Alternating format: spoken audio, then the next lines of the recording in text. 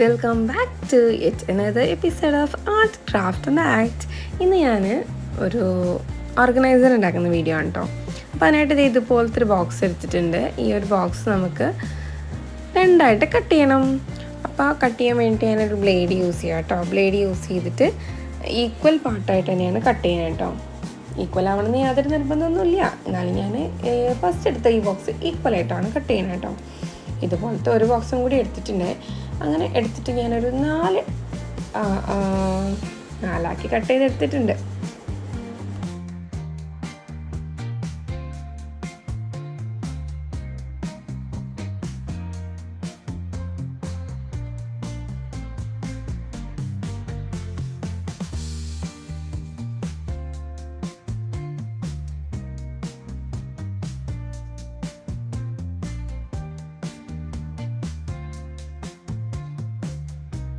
ഇനി നമുക്ക് ഈ 4 ബോക്സും നമുക്ക് ഇഷ്ടമുള്ളൊരു പേപ്പർ വെച്ച് കവർ ചെയ്യാം കേട്ടോ. ഞാനിതുപോലത്തെ ഒരു നമ്മൾ ടേബിൾ ഷീറ്റ് എടുത്തിട്ടാണ് കവർ ചെയ്തിട്ടുള്ളത്.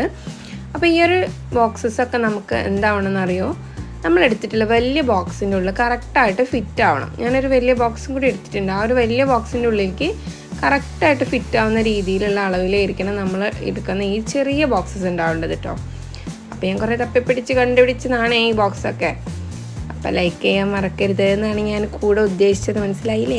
ലൈക്ക് ചെയ്യാനും കമൻറ്റ് ചെയ്യാനും സബ്സ്ക്രൈബ് ചെയ്യാനും മറക്കരുത് കേട്ടോ. പിന്നെ അതുപോലെ തന്നെ ഞാൻ ഈ ഒരു വലിയ ബോക്സ് ഇതേപോലെ ഒരു വൈറ്റ് പേപ്പർ വെച്ച് കവർ ചെയ്യുന്നുണ്ട്. വൈറ്റ് പേപ്പർ എന്ന് പറഞ്ഞാൽ യാതൊരു നിർബന്ധമില്ല, എനിക്ക് ഇഷ്ടമുള്ള കവർ വെച്ച് ചെയ്യാം, പേപ്പർ വെച്ച് കവർ ചെയ്യാം കേട്ടോ.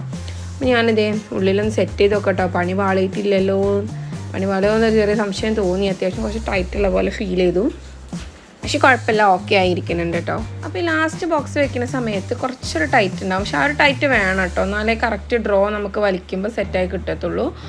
അപ്പോൾ അതേ ഇങ്ങനെ ഞാൻ സെറ്റ് ചെയ്ത് വെച്ച് കൊടുത്തിട്ടുണ്ട്. ഇനി ഇത് നിങ്ങൾ കൈ പിടിച്ച് വലിക്കലാണെങ്കിൽ കൂടി ഇതിൻ്റെ ലുക്കിന് വേണ്ടി നമുക്ക് അവിടെ എന്തെങ്കിലും ഒന്ന് വെച്ച് കൊടുക്കണ്ടേ.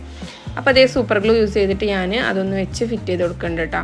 അപ്പോൾ വല്ലാതെ പണിയെടുക്കാൻ പറ്റില്ല, കാരണം നമ്മൾ ചിലപ്പോൾ പിടിച്ചരച്ചാൽ വരികയൊക്കെ ചെയ്യും കേട്ടോ. അപ്പോൾ നമുക്കൊരു ലുക്കിന് വേണ്ടിയിട്ട് വെച്ച് കൊടുക്കാം.